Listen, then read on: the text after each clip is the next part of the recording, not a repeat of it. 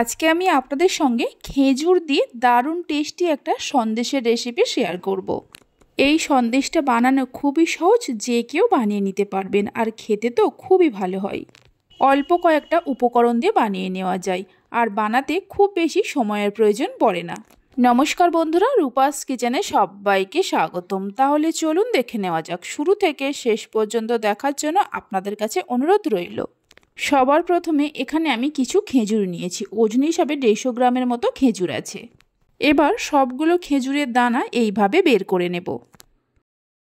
খেজুরগুলোর দানা বের করে নেওয়ার পর সরু সরু করে কেটে নেব। এখানে আমি একটা ছুরি দিয়ে সরু সরু করে কেটে নিচ্ছি। আপনারা চাইলে হাত দিয়েও ছোট ছোট করে কেটে নিতে পারেন। আমি 150 গ্রাম খেজুর দিয়ে সন্দেশটা বানাচ্ছি। আপনারা চাইলে খেজুরের পরিমাণটা কম বেশি করে নিতে পারেন। খেজুরগুলো সরু সরু করে কেটে নেওয়ার পর এইভাবে রেখে দেব। এবার একটা প্লেটের মধ্যে নিয়ে নেব জল ঝরানো ছানা। এখানে আমি 1 লিটার দুধের ভিনিগার দিয়ে ছানা কাটিয়ে নিয়ে তারপর ছানাটাকে খুব ভালো করে ধুয়ে নিয়ে জল ঝরিয়ে নিয়েছি। এবার ছানাটাকে খুব ভালো করে মেখে নেব।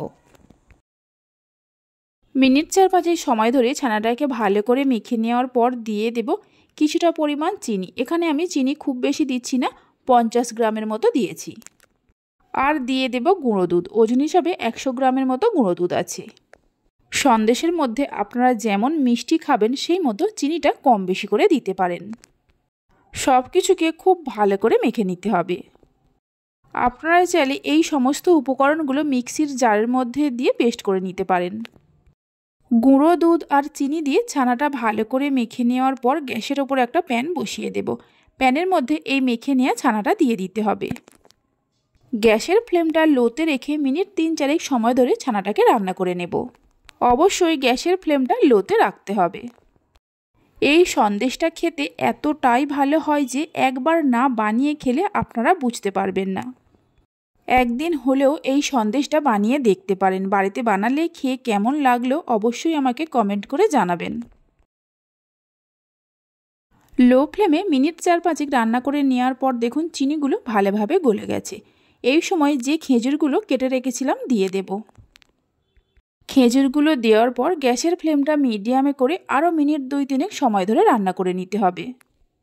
এইভাবে যদি বাড়িতেই সন্দেশ বানিয়ে খান তাহলে আর দোকান থেকে কিনে খাওয়ার ইচ্ছে হবে না।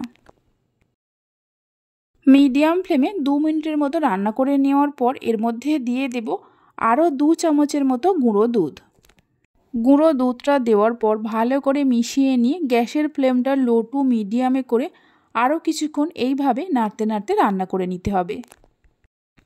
রেসিপি ভালো লেগে থাকলে অবশ্যই একটা লাইক করবেন, বন্ধুদের সঙ্গে শেয়ার করবেন। ভালো লাগলে চ্যানেলটি সাবস্ক্রাইব করে পাশে থাকা বেল আইকনটি প্রেস করবেন নতুন রেসিপির আপডেট পাওয়ার জন্য। লো টু মিডিয়াম ফ্লেমে প্রায় 6-7 মিনিটের মতো রান্না করে নিয়েছিলাম। দেখুন ছানার মধ্যে একটা পাক চলে এসছে।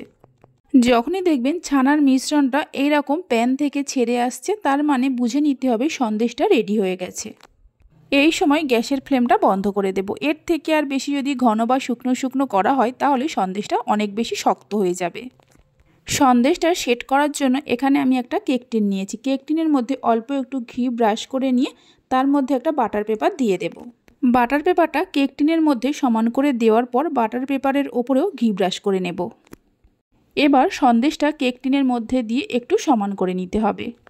আপনারা চাইলে যে কোনো পাত্রের মধ্যে অল্প করে ঘি ব্রাশ করে নিয়ে তার মধ্যেও সন্দেশটা সেট করতে পারেন। এইভাবে করে সন্দেশটা সমান করে নেওয়ার পর কিছুক্ষণ রেখে ঠান্ডা করে নেব। আপনারা চাইলে নর্মাল ফ্রিজে রেখেও ঠান্ডা করে নিতে পারেন। 1 ঘন্টার মতো রেখে সন্দেশটা আমি ঠান্ডা করে নিয়েছিলাম।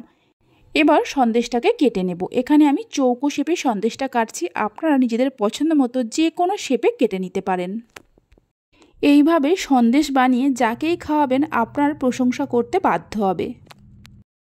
দেখুন সন্দেশটা কত সুন্দর হয়েছে। আশা করি দেখে নিশ্চয়ই বুঝতেই পারছেন।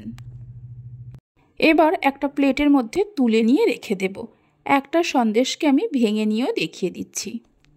তাহলে চলুন ভিডিওটা আমি এখানেই শেষ করছি। আপনারা সবাই ভালো থাকবেন, সুস্থ থাকবেন। ধন্যবাদ।